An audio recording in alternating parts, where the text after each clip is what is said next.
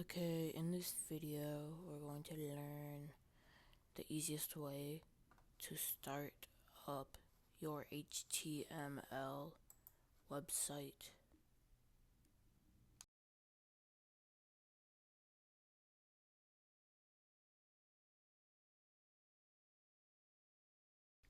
So first, all we really have to do is type an exclamation mark and then hit enter.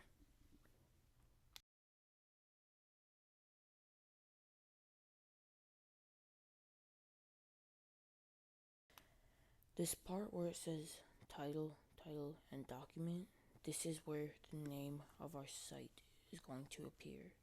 So let's say title. Oh. Okay, so its name is going to be title. Okay, so body, all we really have to do is hit P and then enter, then whatever you want to type.